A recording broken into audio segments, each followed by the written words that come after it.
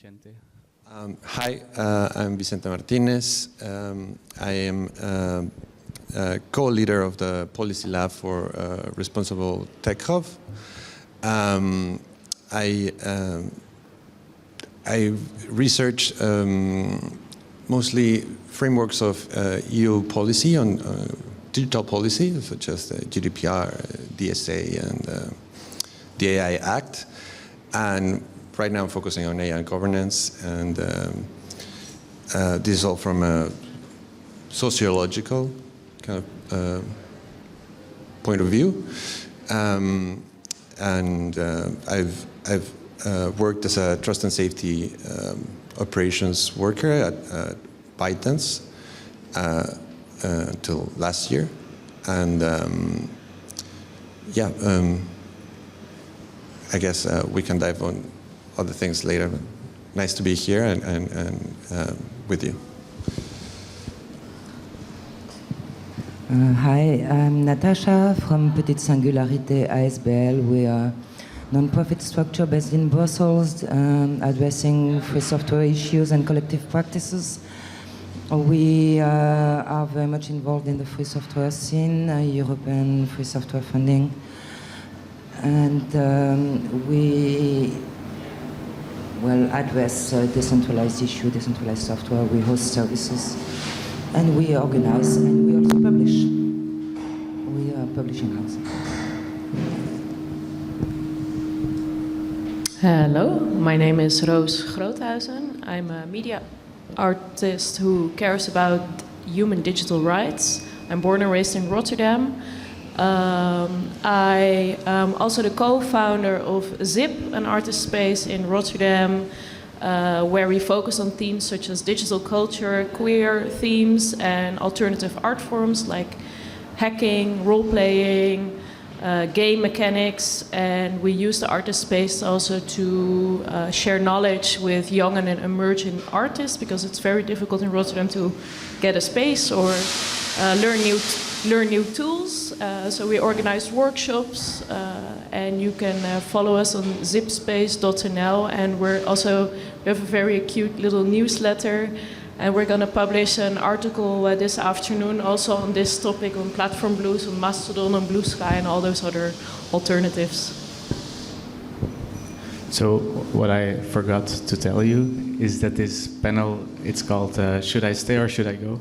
And it it starts from these feelings emerging from a platform blues, but yeah, now more than ever, when it's very obvious that platformism has always been political, but now it's like in the media with the whole American situation, and a lot of people have these questions around the real impact of leaving the big tech social media platforms and the relevance of these more alternative Fediverse-like platforms, which are more decentralized. So yeah, there's a lot of questions, I assume, from a lot of people regarding the agency we have in these topics as well. And it's a very complicated thing. So let's dive into this. And I'll hand the microphone to Geert, who will be asking the questions. I'll fix this. What is this thing? Okay. You can sit where you like. Yeah, but I can't see the... You want a chair?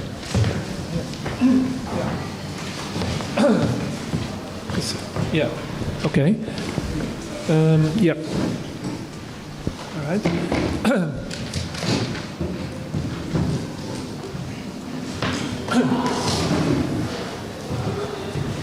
Okay. This is supposed to be a discussion. So let's instead of individual presentations, let's try to look at. Well, let's focus on the first question: how to break down the idea of the social media platforms, and how they are different, let's say, from the alternatives that we have in mind. So, and this is, first of all, maybe also maybe a software or a technical question. And why was it so convenient on the platforms, and why have people not moved to the Fediverse? Is that a technical question, or are there other issues at play there? Depends at what point you put technology. I think the main reason why people are on centralized platform is because they come with their phone. Originally, they've been actively politically promoted, and therefore the interface has become the mainstream one. And you mean the alternatives are not available for the phone? More complicated to access because they are not promoted by the centralized owners of our phones.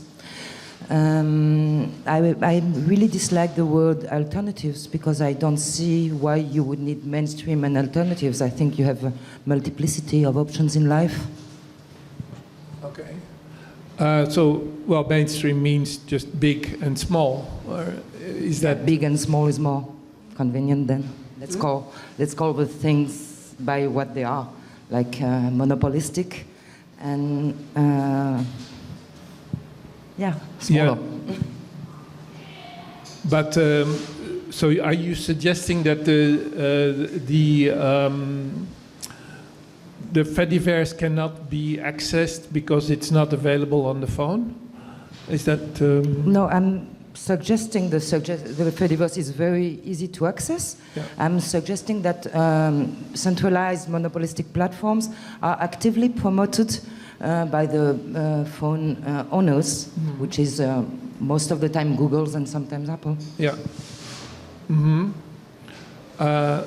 So in that sense, the question is a question of regulation to break down the walls of these. Well, I guess probably regulation should happen, at least on the phone. If you talk about, I don't want to monopolize the conversation, but if we talk about regulation, I guess the first regulation that should happen is to have access to Android source for every chip that is on the phone. Mm-hmm. So that is proper regulation, but this is out of topic probably. Would you like to say something about, is this a technical regulatory issue that we're dealing with here? I think it requires awareness.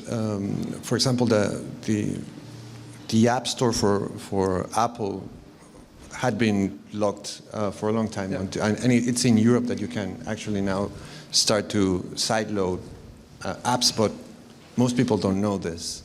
And so you can go to you can download alternative shops and even get different apps, different methods of payment and to acquire them. But it is true that they, all these projects that are not the official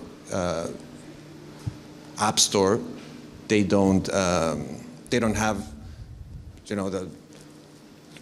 the whole institution behind them, right? Like they're not going to be like promoted at any point really by Apple themselves, for example. This is just an example. So should we maybe then come to a neutral kind of European app store instead of one owned by, Google or Apple? Is this, what you suggest, because I haven't really heard anything about, something like a neutral app store. I mean, to be honest, I discovered this last week. I discovered this last week that I could find different. But tell about it. Maybe tell us about this idea. F-Droid is existing. F-Droid is existing. There's F-Droid promotes free software applications. But just as a last comment, I don't know if any of you has ever tried to register on an Android phone without a Google account. Yeah. I do it, but I mean, I It's know very how hard. to do it. Yeah? It's really hard. Yeah. It's really hard. I do it too, and it's it's a real dedication. I think also, just thinking of the suggestion to not call them alternative, I think these words are very important, and there is this recommendation from the Center of AI and Digital Policy to not call these projects platforms, right? Because, for example, TikTok is a platform for ByteDance, but it's really an enterprise that we're discussing. When you call them platforms, it's kind of like implied that whatever happens on them, they're not responsible or liable for, right? So this word has been even introduced in the legislation, where once we think about them not as platforms, but as enterprises that are profiting from the activity that happens on their software or their infrastructure, then it opens up a different way to think about them. I think you get out of the framework of, oh, these are platforms, or these are just apps, and this, because that's how we know them, that's how we interact with them. But really, when you call them enterprises, you see that you start to be able to see them as the whole thing, like as a whole institution, as even social projects, right? So we see, and right now we see a social media platform. I'm going to keep saying it because it's how we call it. But when you think of TikTok or when you think of X, what you face is two different social projects, right? That go all the way to the government that they're related to. Roos, I would argue that platforms are being held accountable, but it's not very effective, but they are being held accountable. I mean, look at all the scandals, the meta scandals, like the Senate hearings, the new introduced EU laws and the fines and whatever. I mean, in the end, like they're not going down, the platforms, but they are held accountable. Whereas when we look at the alternative to the platform, more of a centralized network, this responsibility is being shared over all the individuals. Yeah, I agree. It's just how we experience the internet now is through different outlets, right? Like displays, and sometimes it's Instagram, sometimes it's Facebook, sometimes it's just Google. And when we call them platforms, it seems like all these things are not, or have like a certain disconnect, when they are all tracking the same information, and they're tracking our behaviors and so on, so that when you really see how and they are really following the same framework, where Google used to be just Google, but now it's an umbrella company, and there's Google, and then there's the other projects that they run. Meta is the same, Facebook, Instagram. TikTok has also other social platforms. ByteDance has other social platforms besides TikTok that are not so popular, but they exist. So when you talk about just holding a platform accountable, then you're just addressing part of the problem, and how these enterprises tend to behave is to pivot or to change or to transform or to just change names or to change offers just to get the same hard matter, which is the data, right? And the data could mean anything. It's not just your private data. It's kind of like what they feed their systems with to keep going and to enable their growth, right? Yeah, just to answer quickly, we have two different types of moderation, I guess. One is centralized and one is decentralized. The decentralized one is community-based, so depending on the community, it can be on different political side. The centralized one is held holding accountable to the power in place, and that power in place is quickly changing, as we can see. So because of the platform, the new changing regulation, I had a list that I wanted to start reading only from the bottom up, reverse alphabetical order. It says woman and unrepresented, woman, victim, undervalued, underserved. So this is the list that of forbidden words. So I'm reading it here on purpose because they're right now from the NSF, forbidden words by Trump. Hopefully they might be on the platforms recently, so I hope by hearing me, it will make this out of... It can be used as a robot text, really, to have your website not referenced, for example. It's a useful list. Yeah, I saw that list. I also thought, maybe we should make a counter list. Because I thought a lot of the words, in fact, were missing on this list. They're careful of putting masculine and feminine. Yeah. You have systemic, you have they're stereotypes. All a little bit sanitized list. A key word like migration is even missing on this list. Migration. Just to mention one of them. However, what I'm interested in, what we discuss here or so far also is, in a way, that a lot of this is not just only regulatory regimes stored in legal systems, dealt with in courts, parliaments, etc. But a great deal of this also starts with, let's say, linguistics, with language. You started with that. You didn't like the word alternative, which is intriguing for me. So if we want to, let's say, induce change, would that happen also by, for instance, rejecting the word platform, for instance, or start maybe also uncooling a lot of things, making them unpopular, maybe something like that, by instead of saying, oh, you are an artist, so you must be addicted to Instagram, and you cannot change your life because you are an artist, so you are, addicted to this platform for the rest of your life, and so we should feel sad for you, right? But how? Because this is the loop we have been in for a really long time now, what are the ways of getting out of that lethargic state, let's say?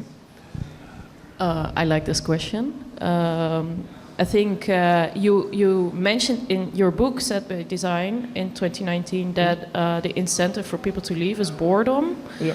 And I thought it was really interesting is, when there's nothing left anymore, that's your incentive to leave. But what I noticed in the last month, while discussing the recent news for the surrounding Musk and Zuckerberg and the whole American politics situation, is that disgust is also an incentive, and that many people are now figuring out, it's like, how can we migrate, how can we do something else, and that is driven by the feeling of disgust.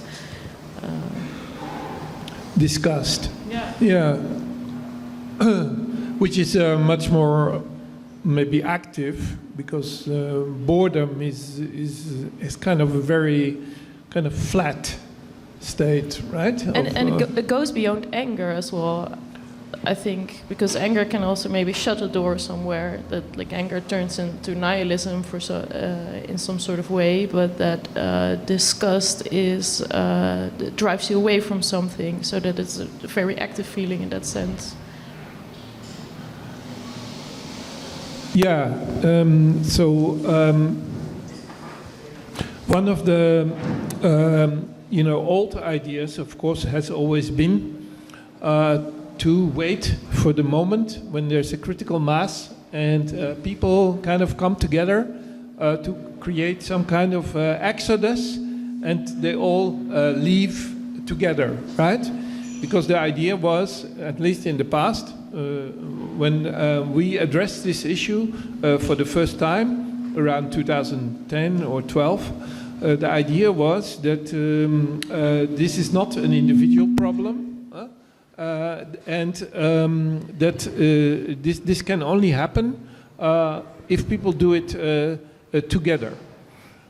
Is this still an idea, or is this just a thing of the past? To address this, as this was addressed as a question, the living part, I just wanted to acknowledge a very big privilege, because I've never been on social media platform, although having stepped in the art world. So for me, it's never been a matter of critical mass. I've always found my communities elsewhere. The issue with mainstream and monolithic tools is that they somehow hinder the smaller tools that get less visibility. It doesn't mean they get less, they are meaningless. They are still very active places. However, we have to acknowledge that not everyone has the same access to information, not everyone has the same access to the other network, not everyone has the same access to technical education. And a large group of social persons find themselves in oppressed conditions on different aspects of their life. And I guess if you live through oppression, you have even more capacity of accepting oppression. It's a cumulative effect. So we have to, there's a really important form of tolerance and acknowledgement. And at some point, I mean, probably things won't be sustainable anymore. Okay, maybe let's become a little bit more practical. Maybe we'll start with Roos. If you are asked this question, if I want to leave Instagram, what should I do, or where can I go? What is your answer? Fantastic question. This is I put this question into action in the last week, because I have been on Instagram for, I want to say, more than 10 years. It is I am dependent on Instagram because a large part of my network is on Instagram. I also noticed that many creatives use Instagram as other people would use LinkedIn, like it's like a professional network, sharing your work, discussing your work, and so it's difficult to leave the platform because a lot of people are somewhat indirectly financially dependent on it, and that makes it really difficult because a lot of people want to leave, but also afraid that they might lose their career over it indirectly. So what I've decided, but also with my artist space Zip, is that we are gonna explore Mastodon and Blue Sky, and we have made an argument for both, and just announced that on Instagram. Explain to people why it's interesting to discover alternatives, and keep using Instagram to motivate people to explore alternatives. So we can also, of course, use our network to convince people with like, okay, this is the recent news. This is, so using it like that, and kind of like doing like a quiet quit. Yeah. And to you, Natacha, to you, I would ask, what if you don't have a community? And you say you already have a community, need social media. So if people want to leave these platforms and they say, yeah, but I'm just on my own, I don't have a community. What do you say? what can you advise them? Well, I guess talk to people who experience quitting and try to look at what they find. Because there are welcoming processes, there is community, you mentioned Mastodon, there is a lot of community organization to welcome newcomers. Mm-hmm. So you will be welcome if you try out something else, and perhaps you will find a new friends and new supporters and new ways of becoming sustainable. Mm-hmm. May I add, by the way? So I made this Instagram post this week saying like, okay, you can find me elsewhere, and this is why. I was specifically explaining the homophobic, racist, and misogynistic course that Meta is gonna run from now on. But ironically, this is my most liked post on Instagram ever. Most liked. So the message is clear. Okay, it was like people want me gone. Bye. Goodbye. Vincent, can you say something from your professional community? You know what you use and how you run into these issues yourself during your professional life. Yeah, I use LinkedIn for my professional life. Is it? Yeah, I don't know. Yeah, sorry. I use LinkedIn. I use Instagram mostly for my personal social media activity, but I don't post that much. It's I think what I would recommend is that whatever position you are, like you might feel yourself as someone that promotes things or that sells things or that buys things through social media, and you want to find somewhere else to do that, is just first try to understand what is kind of like your potential role in that change. Find what agency you can have in terms of maybe you have a community, or maybe maybe you don't have anything. Like, to be honest, I think my Instagram algorithm is messed up. I don't think I'm of interest to them, but I do think that my agency in that would be maybe educating or trying to share what I know about this with, I don't know, younger generations. My nephew that's 20, or someone that is still kind of like might not be, in the deep end of being hooked on it, or maybe that feels it's natural, but then try to figure out if there's alternatives, and also if there are other ways that they want to express or to communicate that doesn't have to be like a story or a post or a meme or something like that. Maybe there's, one thing that is good about the internet is that it still provides different possibilities. There's still different ways of communicating that are potentially becoming popular at some point. So what is that, right? Like, I don't know. And I think it's very positive that we at least look at what are these options in terms of not just another Instagram that's not Instagram, right? Or not just another TikTok that's not TikTok, or X that's not X, right? It's kind of like, my scope of expression on the internet has been reduced to photos, text, and this. What else can I do? Like, is there something else I can do? And then you find that there are other explorations that are already ongoing. They're not so popular. Some people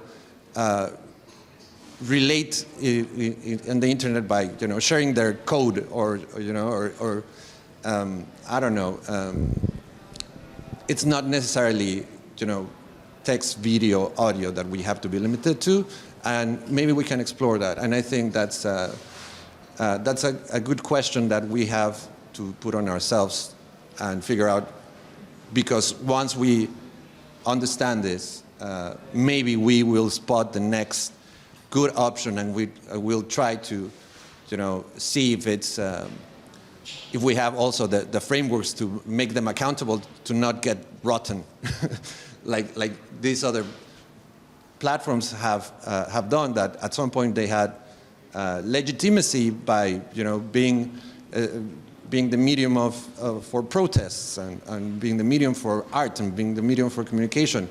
At some point they were, and that was maybe the introductory point for many of us, but they're not anymore, or that's not the main selling point, I guess.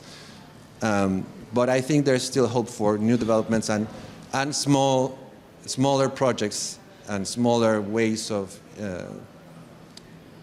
or smaller ideas that are still social and that can still become popular, that we are yet to explore, and we can maybe try to move on from just these 3-4 kinds of mediums. Yeah, just because you were asking about regulations before. I mean, as you say, there is a lot of things out there that are not used or not used enough. As you mentioned, reaching a mass movement is not imaginable. But I mean, we all remember there was a time when those platforms didn't exist. And it is possible for them not to exist anymore if we have enough of regulatory power over them, like not fining them, which is only making a regular source of revenue to the EU from the fines. It's more crushing them down. We don't want them. So we need to stand strong on our political positions. It's not about us getting out, it's about them not existing anymore. But is it, let's say, realistic and desirable to think that within, let's say, the EU, Facebook and Instagram, WhatsApp will be forbidden and will just be closed down? Because, I mean, is that, ultimately where we're going? I mean, in the past we would have said that's completely unimaginable. These days, with the continuous support of Zuckerberg for Elon Musk and Trump, many people start to think, maybe, within a few months or a year, maybe we even get to that point. Things are moving very fast now. So, is this something that's within the realm of the possible, or even desirable? Well, I think a month ago my answer might have been different. Like you said, things are changing and moving very fast, and it's important that we understand what's out there in terms of regulations for this. So the Digital Services Act, GDPR, of course, was the first one. So to understand it, maybe if you're not very much aware, is GDPR was the first kind of like instance of attempt to regulate what happens with data and how companies can kind of like deal with it and create data markets. The Digital Services Act and the AI Act builds upon the same kind of like framework, where Digital Services Act connects authorities within the EU to see if there's actual crimes happening on social media, or if there is also an effort to mitigate freedom of speech, right? So it goes both ways sometimes. When I was a trust and safety analyst, I would see both things, right? So sometimes it would be something that I don't know if this should go on the platform, and on the other end is like, I'm seeing a crime happening, and what do I do with this? In the end, these companies will be fined, and they will send a bill, and they will not be closed down. Well, the difference now, I think, and I'm not against the Digital Services Act, but what happened before is that the the biggest risk for platforms was the reputational risk, right? I don't want, so like TikTok doesn't want things for adults to be in TikTok because it's targeted mostly for younger audiences, right? For example. And then they would make a big effort to mitigate anything that would not be related to that or not be fine-tuned to like a younger audience. But now with the Digital Services Act, it's kind of like, oh, if you see something and it's, it's potentially a crime or it's potentially, unlawful, then it has to stay 6 months, and then there has to be 6 months in this, and at some point there has to be a person. But before, when it was kind of like proactive, the involvement of people was part of it because they were so concerned about the reputational risk. Now that the reputational risk is less, especially after TikTok wasn't banned from the US, I think it's going to be more like, okay, so there's this Digital Services Act, I will be compliant, and I will only look at the special cases that are actually denounced or reported or etc., so that I am compliant with this law because I don't want to get fined. And that became the first risk now, the fines. When before it was more reputational risk, and so there's pros and cons for both ways of addressing that. And I think Digital Services Act might be enabling for some of these platforms to not be proactive. So they could still be concerned about the reputational risks, but now they have this added fines risk that could be actually, they could prioritize that and then automate all safety in a way of that, okay, so we don't need all these people trying to mitigate the risks because the reputational risks implies cultural knowledge, implies a real person trying to address or trying to see what shouldn't be there or what's not. So in a way, before the platforms had their own policies to control what's there, and now they can reduce it so just to be compliant to the DSA. What it's on us as audiences and as users is kind of like, I guess it's really try to make this reputational risk more important than the fines, because the fines are never big enough. They have never been big enough in GDPR, in any of these frameworks. They have never been big enough to really affect the functionality of the platforms. It's really on us that if we think something's happening, we should talk about it and we should be public. Okay. Is any question or discussion? Yeah, please. From the audience, let's open it up. Just a quick question. If we're talking about different platforms, I'm sorry to say alternative, but for lack of a better word, alternative platforms, since the DSA only applies to platforms with more than 45 million monthly active users, what would you suggest in terms of regulation going forward to keep these different platforms safe?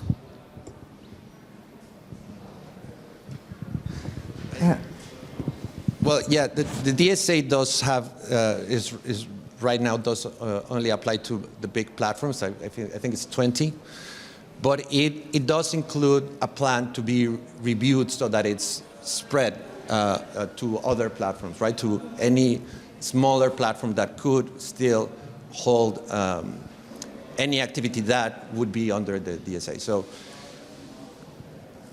I don't know. We're going from no regulation to kind of like attempt of regulation, and yesterday the EU Commission withdrew the AI liability.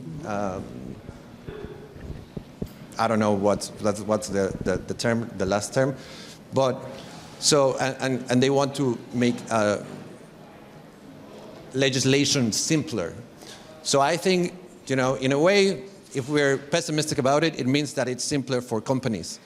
But we can, as citizens, try to promote that it could be simpler for us, so that we actually know and we understand what are our rights and our capabilities in addressing issues inside these enterprises, so that we have real agency, right? Because that should be the whole point of legislation, not that there is someone controlling them out there in an office. It should be that, oh, we are aware that these are safe spaces. The DSA does, in fact, determine these big enterprises as, because of the amount of people and the quantity of transit that they have, de facto considers them public places.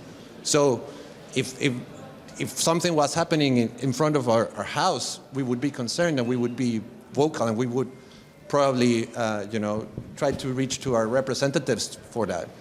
And it's happening on our phones, and we don't really don't know if it's really worth it or anything like that. I think it's worth it, and I think if they're going to try to make the AI Act simpler, maybe we should be more vocal about it and try to reach out to President and make them accountable for any shortcomings on what the result is, because there's going to be shortcomings.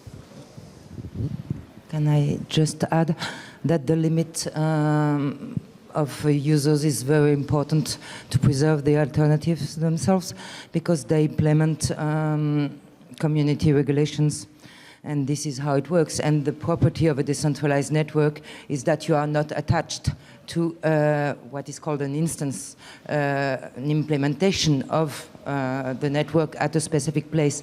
And you can keep all your media history and change house, the way you mute.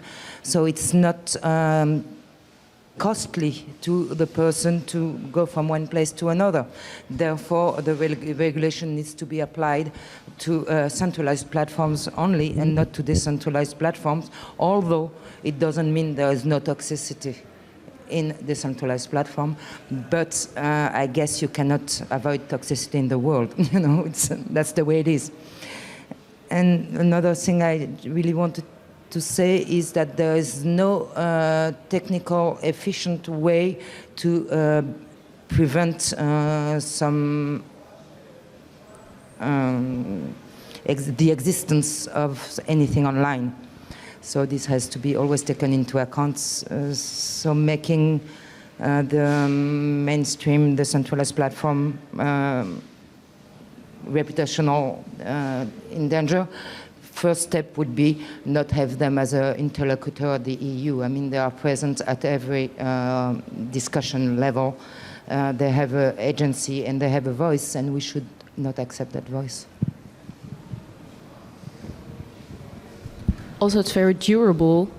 If you look at these decentralized frameworks, because we're not talking about platforms anymore, so there's no fear of I don't know, like that it ceases to exist when there's no users anymore. Because one could argue that email is a decentralized framework because everyone is using a different service. One uses Google, one uses self-hosting, other uses Hotmail, and that works for over 30 years already. And new providers come and go. One could also argue that telephone providers are decentralized, and that's even older than 100 years. So the architecture is there, and it's interesting also now with like social media that it's a somewhat new form of communication that it also follows this same architecture.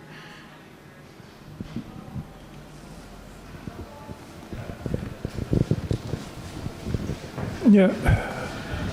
Next. Hey, this is something I personally think about a lot, and it's not something probably that there is not really an answer to it. But I am also on Instagram in kind of a limited capacity, but I am on there, and in the past years, I guess. You get confronted a lot with images of conflicts all over the world, with genocide, with very detailed posts about what the problems are in certain contexts. And you know, I'm very aware that this is being shown to me as a way for me to be engaged. But at the same time, I'm considering like we're 99% of human evolution was based around your immediate environment, and just you care about the people around you and your well-being. And I wonder really, or I know I'm not biologically equipped to care about this, all these things, and my own life and all the people around me. And I find it really hard to square, like, what should I care about? And in what way should I care about what I see? And should I just stay away from this platform so I don't see it? Or should I see it in other ways, like through other channels? Or, yeah, this is something like ethically, I guess, I can't grasp it, I feel. And I wonder what you guys think about it, like in this framework, or if you have any thoughts about it, I don't know. May I? First of all, I don't think you're someone who doesn't care. I think it's the way this medium is designed. You see this like story about some bombardment somewhere, and you can just swipe it away within a fraction of a second. So it also makes you feel like it's easy to swipe away from your brain something that you don't care, because I can imagine you're someone who reads the news. I mean, you're here today because you're someone who likes to be informed about certain things. So I wouldn't really say that you're someone who doesn't care, but like the way it's designed for you to make it part of like some strange string of dopamine things. And I think it's also, maybe you have always viewed your social media as a place of leisure, as a place where you look at nice things, fun things, and then you have your other place where you read your news. But now these things also kind of, they combine and they become muddy in some sort of way, and it is problematic for your experience of leisure, but it's also problematic for these people that try to inform others. It's getting in the way of both things. Yeah, it's mostly this feeling of I'm not equipped to care about the multitude, like the vastness that I encounter of it. But it's, you make a good point. But nobody can fight those algorithms, and Roos, I think, is completely right. One of the deeply disturbing and fundamental issues out there is this mixture between personal information, entertainment, and news on one platform. And this is also what makes it so addictive, apart, of course, from the architecture of the swiping and scrolling, the endless scroll and so on, that it never stops, suggesting you things. But imagine if there's a platform and it's just personal information. Well, maybe the personal information stops after 5 minutes, right? Huh? That's a whole other experience. These days, in such centralized, multifunctional platforms that deliberately mix up, your personal networks, friends, family, whatever, and world news and entertainment, and the things that people, for instance, if you look in the bus or when you're on the metro, the train, these are also primarily time-killing machines. They kill time, right? So they fight the boredom of the everyday life. Especially if you think of that, more than half of humankind now lives in urban environments where people have to travel maybe sometimes 1.5 or 2 hours, maybe or more a day, right? So they're on the road for really long distances. And there you see that this functionality of the social media as time killers really works very, very well. And only gets further refined. So if we want to untangle this, we need to, first of all, untangle these fundamental functionalities. If we don't do it, if we keep on mixing, for instance, news with the personal, that's a recipe for disaster, in my understanding, to answer you. I'm not sure how we're doing time-wise. Can you say something? Yeah, 15 more minutes. 15. Okay. Can I? Oh, sorry. I mean, go ahead. Here you are. Thank you. I mean, it is an interesting thought, and I think it's a challenge that at some point or to a certain level we all face, that we have to resolve this kind of like hyper-connected selves that we have with our own private, and kind of like just be okay on your own and with the people that are in your immediate proximity.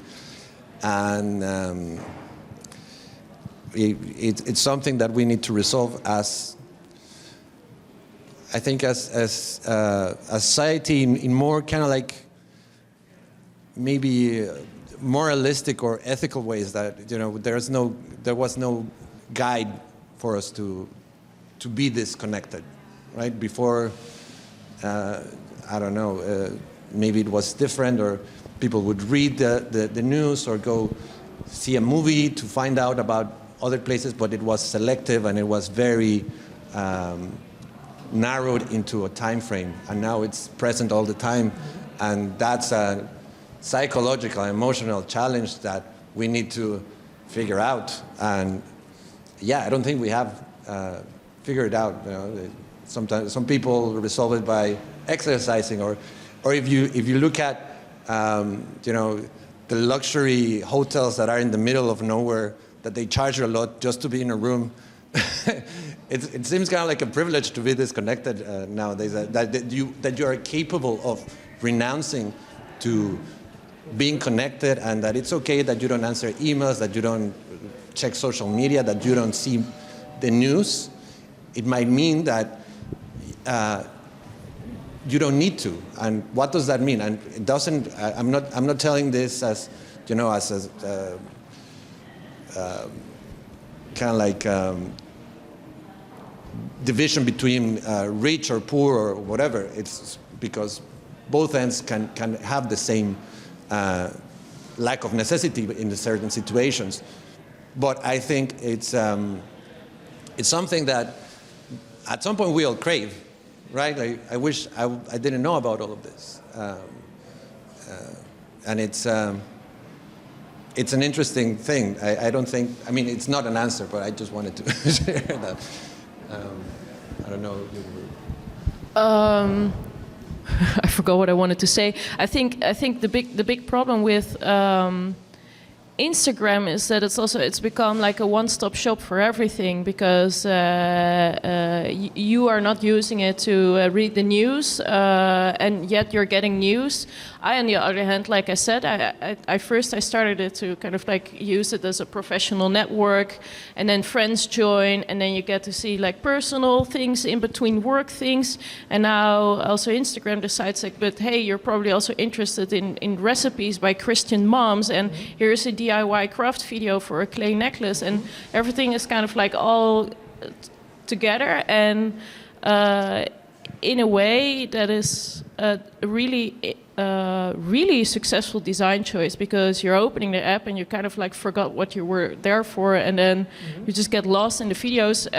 On the other hand, the fatigue settles in very quickly, and I think it's interesting that like the most mentioned alternatives out there now, the Blue Sky, Mastodon, are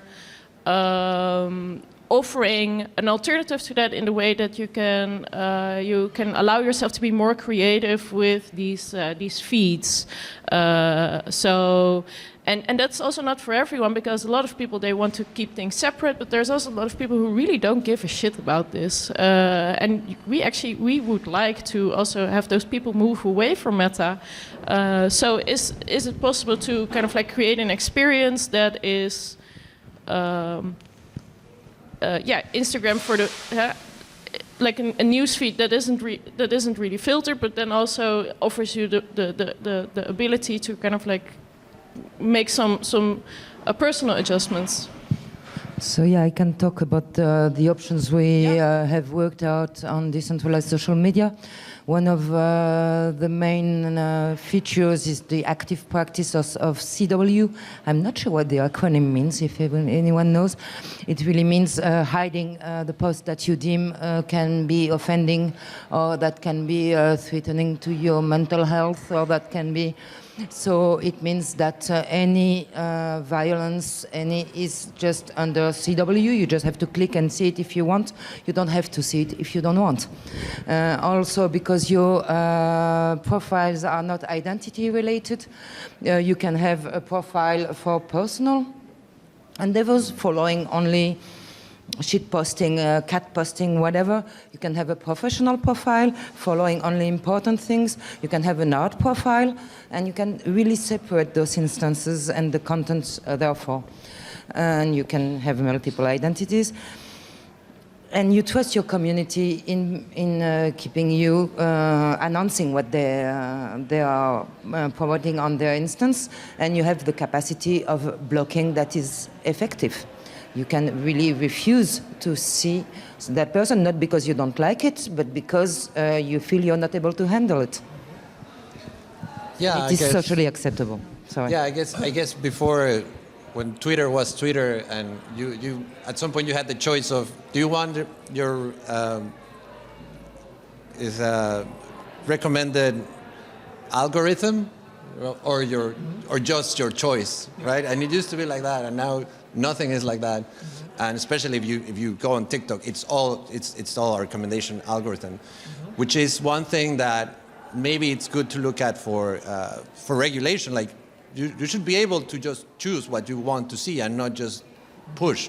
Like all these recommendation algorithms are not just like obscure coding. You know, there are teams that actually are called pushed to push things. Like, oh, this is, and they have editorials, right? So they what you see has some sort of editorial. It's not just automated stuff, or it's not just based on numbers. There is a certain curation to it, and that I think that's a good point that hasn't been addressed by legislation.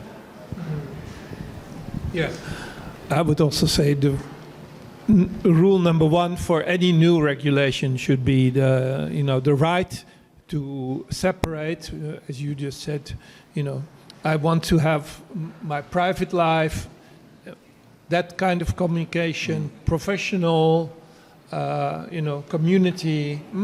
These kind of the distinctions, the separate spheres, and the right to separate them. And this right is no longer existing, at least in the dominant platforms that most people use right now. Okay, I would like to leave it here, if you don't mind. Yeah. Unless there are more questions.